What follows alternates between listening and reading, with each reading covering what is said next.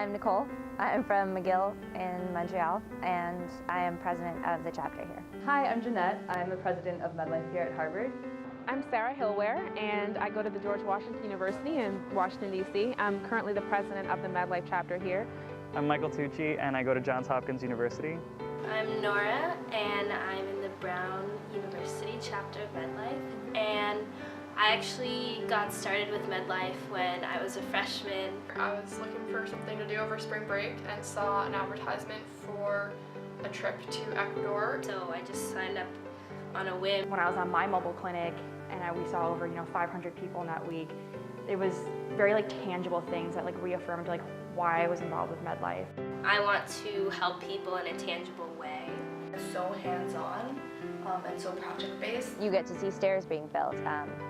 You get to see bathrooms being constructed. You get to help out with that. Being able to see the pictures of the staircases that we've raised money for, or actually being able to go out on a mobile clinic and do it myself, has really drawn me to MEDLIFE.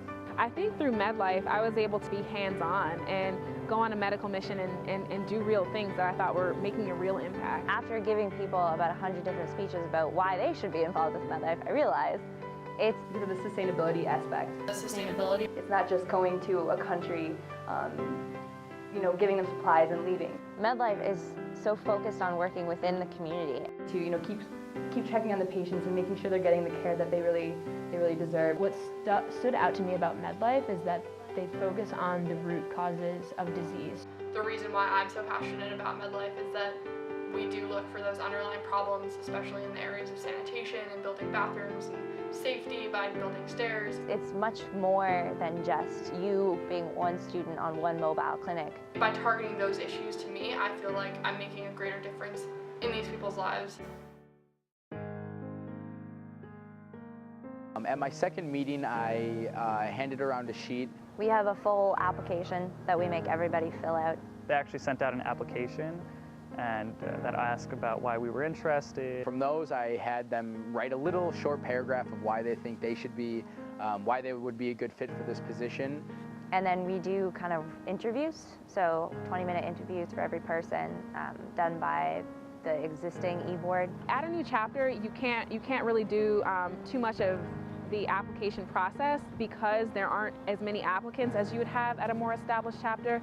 So we based it at first upon who was the most interested and who seemed the most dedicated. Most of our e-board has already been on a brigade or is going on one this summer. All the people that were on the e-board were from the mobile clinic because we thought that would be the best represented because you don't have a whole lot of other people. I think it's really helpful to have people who, have already had that experience and can tell other people about it. So I think that the most indispensable positions are the president, the secretary, A fundraising chair. the treasurer, and the brigade coordinator at first. And after the chapter is more established, more positions can be added. And then we also had education. It became very clear that we needed more publicity and that our publicity officer was really overwhelmed. So at the end of the semester, we added a publicity officer chair and definitely helped with kind of spreading things out. We do have 2 people in charge of fundraising because it's a big job. I would definitely recommend that if you can get a group of 6 to 8 people to be on your board, it's definitely a lot easier to run a whole entire club and organize different events on campus when you have more people. After you get a couple more people who are just as passionate about MEDLIFE and what our values are as much as you are, it becomes a lot easier on the president or the person in charge.